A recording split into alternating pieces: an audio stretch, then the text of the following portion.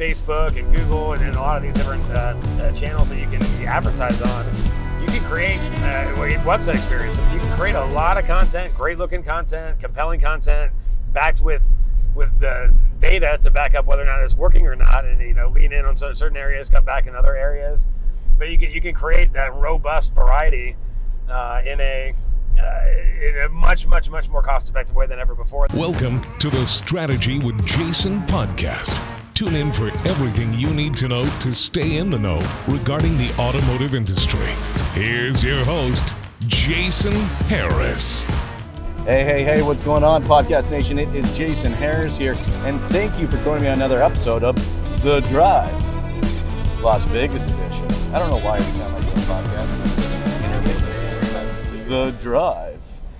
In the world. So. Today I am here with the one, the only, the oh so famous Mr. Dave from Reunion Marketing. Dave, thanks, man. Yeah, thanks for having me. Yeah. This is going to be a lot of fun. Love the ride. It's going to be really good. Hey, for everybody out there that's watching and listening right now and kind of don't know, who you are or how you kind of got started in the business, I love kicking off these podcasts with a little origin story. A, because I'm always fascinated, because I don't think anybody wakes up one day and goes, I should get into the automotive industry. That just sounds amazing. So what is the origin story of how you got into this crazy little world we call the automotive industry? Well, I do think, before going to that, once you're in it, you're in it. It is true. So much fun. It's so competitive. It's a lot of great people in this space too. So it's I'm glad I ended up being here because I was an accountant out of school and happened to join a dealer group as their staff accountant. I started learning a lot, recognizing that digital marketing was being very underused. But I'm back helping to negotiate, $1 million newspaper deals, and it's faxing line ads and stuff. And I tried out, we were automating that process by stopping the courier and started using fax and stuff. It's okay, we gotta do more things. And so I ended up growing in that organization, 33 store group, Leith Automotive Group out of Raleigh, North Carolina. And last 3 years we're there, hired a bunch of great people, and we increased the leads to that group by 400%. The business shot up 75% in revenue. Hundreds of millions of dollars increase. And with that and the strategies, took a few of the guys that I hired and we reunited, which is why I formed Reunion Marketing. So the reunion. And we started from scratch, 0 clients, took out all my retirement. I put a ton of credit card debt. Everyone thought I was nuts, but when you have a great strategy and it works that kind of way, and it does, live the American dream. Now we're working with hundreds of dealerships across the country and growing a great team and doing a lot of those things now. So it's 17 years in the business, and I'm a lifer in auto. I think I love this industry. Well, man, once it gets in your blood, you just can't get it out. It's just so in there. It just. But I'm with you. I love this business, and I just love how the challenge of change is always there, right? And you had this amazing session today. I heard was phenomenal, and there's just a lot of changes going on right now. Change is always moving. And it's always just a matter of staying ahead of the curve. And honestly, I think that's probably one of the reasons what really attracts me and keeps me in this business is because of those changes. So, so for the people out there watching and listening that weren't able to attend that session, what were maybe 3 or 4 really key takeaways? Well, so the world has changed a lot, right?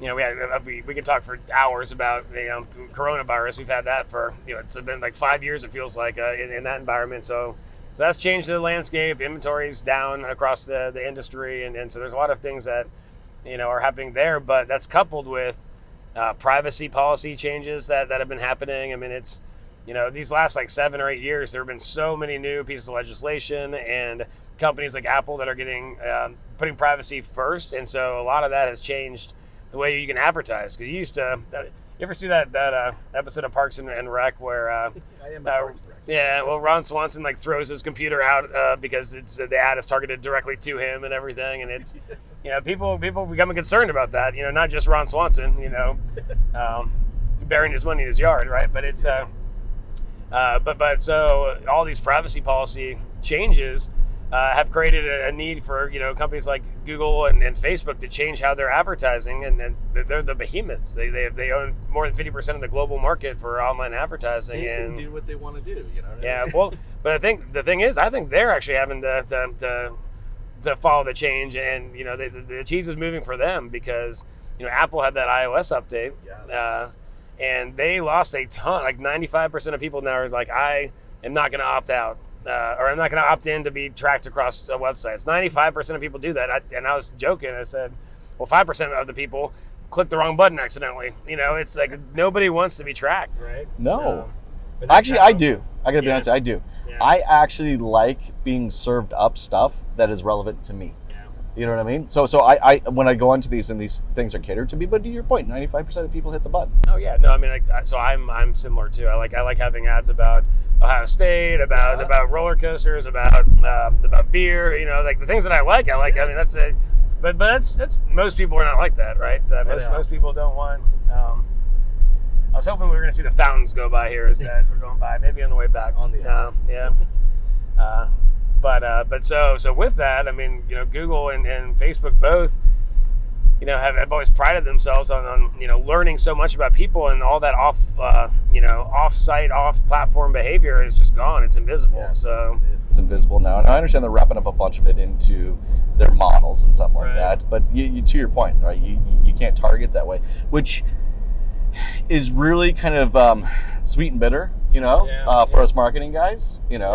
One side of it is kind of frustrating, but I actually think the other side creates a new challenge. Yeah, new opportunity. Exactly, new opportunities. And I'd love to kind of pick your brain on what you think some of those new opportunities or challenges are. Yeah, I mean, like first and foremost, this is like a great reset opportunity, I think, for people that, what is it that consumers want and are doing? I mean, I think it's almost like the targeting was getting so good for a while that, you kind of forgot to try to really tailor your entire experience around what kinds of things people are looking for. So it's like going back and doing some research, and Google Analytics 4 is coming, and Universal is going away, and so you're losing even some of that data through that channel. But you can go into things like Search Console or Google Ads and look at query reports and like look at hundreds of millions of searches that people are doing to get a good idea of what the industry should be giving in terms of a website experience, a marketing experience. And it's just like looking at that data and then looking at current dealership visibility. Most dealerships are not showing up for any kind of EV searches, hybrid searches. So those have gone up, I mean, 3, 4, 5x depending on where gas prices are, right? I mean, OPEC just decided 2 million less barrels, recently a day in production. And so, I mean, that's going to drive up that search demand that much more. And it's like, so when you do that, you look at different like fixed operations searches, used car searches. Everyone's pushing used because there's no new inventory. And so seeing all this demand out there, and then looking back at a website experience and building content and information that's going to satisfy the wants of the people that are searching, they're not getting that experience. And so just in general, because we're losing a lot of the targeting, it's like, all right, let's go back to the beginning and like let's optimize. Let's optimize. I think that kind of seems to be the overall theme right now. Let's optimize our marketing strategies, our processes, our experience. I'm with you. I feel like the ad dollars are kind of opening back up now, but they're not what they used to be. But I'm kind of okay with that. Even my team's like, what? Don't say that. Don't say that out loud. Because I find dealers are coming more prepared. Like, okay, I'm not going to have the budgets maybe that I had prior. All right, but here's the budget that I do have. What can I do the most amount with it? Right. Well, and doing it in a way that offers a lot of variety. So it's there's so many people just keep pushing. They've always advertised new cars. That's it. They've ignored all the other areas of their business. And even with all these changes, like technology is creating an environment where you can really have, like, my two favorite words right now in marketing are volume and variety. Because you can everything in a dealership, you can get that message out. And so, back in the old days, talking about early days when I'm buying media, with TV stations giving them a lot of grief over indexation, all that kind of stuff, and we spent millions at the dealership group on TV. And we would give 2 spots. It'd be like a Toyota store, like a Camry spot and a Corolla spot, and that's it. And so, But it's like, so 5% or 0.5% of the market is ready to buy a new car at any given month, right? I mean, kind of at the best. So 99.5% of people are not currently in market, right? You're trying to stimulate interest, but if you break it out and you're speaking about EVs to some folks, you're speaking about pre-orders, you're speaking about used and fixed ops, and like you're going to start touching people because your breadth of marketing, your breadth of information you're giving about all the things that might apply, the likelihood of resonance with those folks is like way higher. Well, speaking of resonance, one of the things I've found, and I'm actually kind of excited for, there's always two sides of the coin, right? Is I feel like creative is going to play a monster differentiating role in success of some of these strategies, which I think in the past, and you kind of alluded to it a little bit, is that the targeting was so good that honestly, Dave, we could kind of run some mediocre, content and creative and still get some pretty decent results. Yeah, cars were selling themselves there for a minute, right? Yes, I mean, exactly.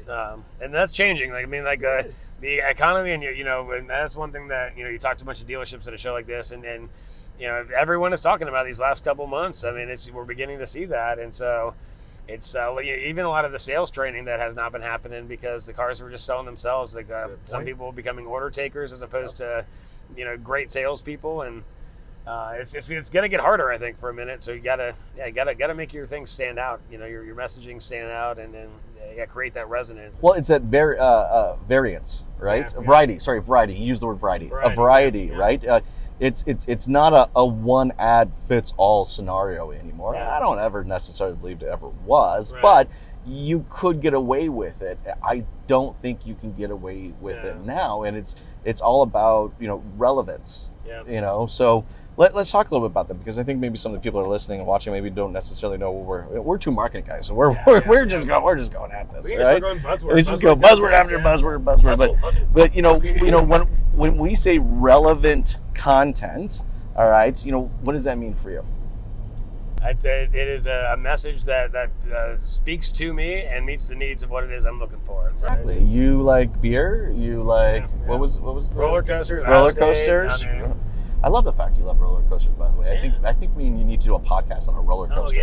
So I know roller coasters. I love roller coasters too. Actually, me and my daughter are like roller coasters. Like we want to just keep we went to, so we just moved to Tennessee. I'm going Squirrel Guys, by the way. Oh yeah.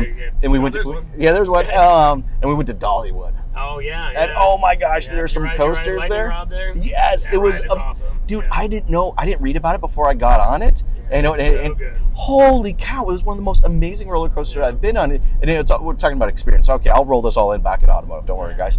All right, it's not roller coaster. It's not roller coaster. But it's okay. So here's how it goes. So you come off the platform, you come around, and like most roller coasters, you think you're kind of making this climb up, and it's going to be this dick all the way to the top. Well, this particular coaster does not do that. It literally goes from 0 to 77 miles per hour in a couple seconds and flies you up to the top. It was really awesome, an amazing experience. That's in my top 5 of any of them I've ever been on. But to that point, right? Like you got to think the design behind that was intentional design. Right. All right. It was to you think you know what's going to happen, but wait, and it does something totally opposite, and it's just this amazing thing.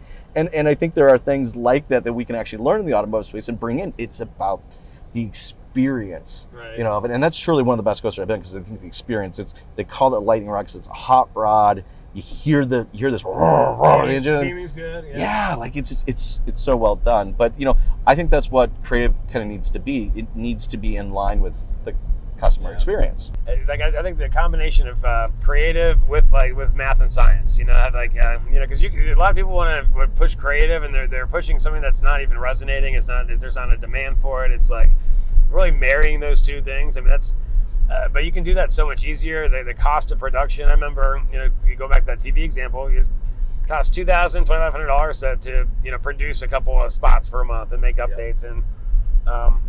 For the variety of things that exist now, I mean, it can't cost that much. But fortunately, Facebook and Google and a lot of these different channels that you can advertise on, you can create a website experience. I mean, you can create a lot of content, great looking content, compelling content, backed with with the data to back up whether or not it's working or not, and lean in on certain areas, cut back in other areas. But you can create that robust variety in a much more cost-effective way than ever before, and then it keeps getting cheaper. Like, that's the nice thing. Well, that's the other thing, because it's getting more hyper-targeted. Yeah. And it's getting cheaper because it's getting more hyper-targeted. I'm not targeting 300,000 people. I'm targeting 30,000 people, right? And if I want to maintain a reach and frequency on 30,000, it's going to be way more cost-effective, on that. But I find with the dealers, though, is that they got to be quick to strategize and slow to the creative. Like really spend the time in developing and identifying, the audience. Right. Like, who do you want to target? Yeah. What is them? Like, make it about them. What do they like? Exactly. You got any good examples of that? So I talked about that website experience, yes. which is big. I think one of the other changing environments that's happening now is that because of that loss of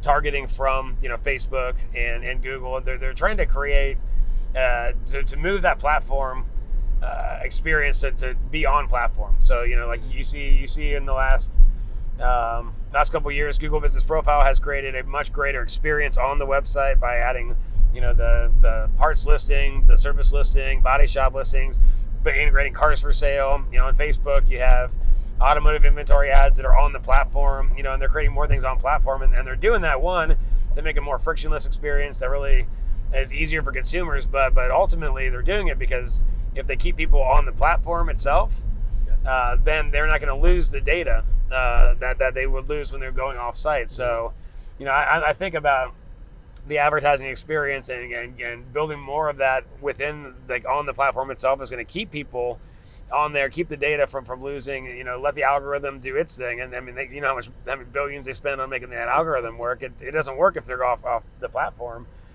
As we look towards the future in that environment, it's how much more is going to happen there. And I think it's going to be a lot. And No, I think we only scratched the surface on that. So I still think there's going to be a lot of changes to come. Yeah. So, I think any dealers out there that are watching or listening right now and you're in charge of the marketing is just be prepared to be nimble.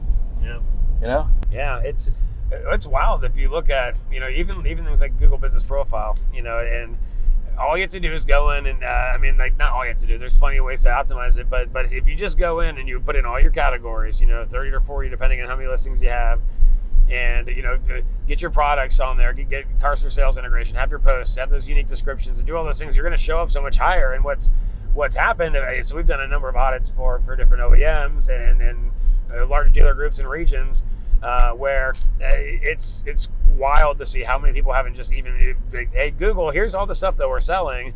And when you if Google asks you for information about yourself, they're asking for a reason, so they can help match you and create, and everyone's searching for different things, match all of the different types of things you offer to all the different types of people that are searching. And it's a big opportunity. I mean, I would say 70-75% of dealers do not have even the basics, the categories fully put on their Google Business Profiles. And Google, well, you got to spend the time to either educate yourself or partner with a company that is deeply vested into your goals and objectives, right, not theirs.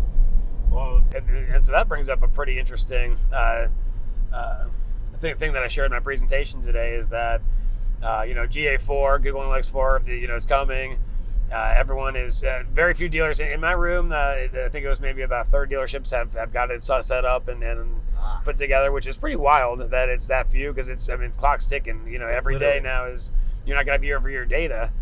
But the things that power the algorithm too for different types of goals people have set up, chats and trade appraisals and digital retailing and form fills and store visits and all these things, everyone is measuring conversion differently across the industry. Yes. And so, like, you see, some people are saying, we got a cost per conversion of 13 cents, and others are like, we have a cost per conversion of $300.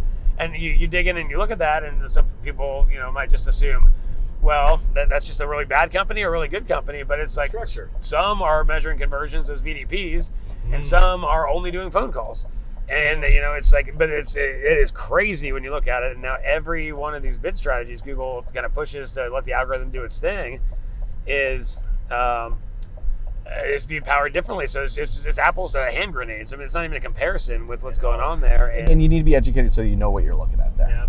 100%. But it allows smoke and mirrors to be a thing out there now where, and you don't want that to happen. You want transparency, and you want what's best for the dealership.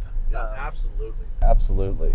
Well, Dave, I know we're getting towards the tail end of our time. I can't believe we already went through our drive today, but we touched on many really good tips. So we are definitely doing that after this. Let's do it. But hey, for everybody out there that's watching and listening right now, and would love to connect with you, learn a little bit more about the company, or even just kind of follow along with your guys' journey, like what's the best way to do so? Yeah, I mean, you reach out to me at the Dave@reunionmarketing.com is my email. LinkedIn, I'm very active on LinkedIn and all that kind of stuff. Or I mean, just give me a ring. I mean, my number is 919-259-4614, and I'm always interested to chat about automotive. It's like I said, I'm in the industry forever. I love this space. Well, dude, I can't tell you how much I really appreciate you coming out and jamming with me today. This has been so much fun. Yeah, appreciate it. Thanks, Dave. Thanks for tuning in to the Strategy with Jason podcast with your host, Jason Harris. Don't want to miss new content? Be sure to check out the full podcast library at strategywithjason.com to stay in the know. Remember to like, comment, and subscribe. Happy podcasting.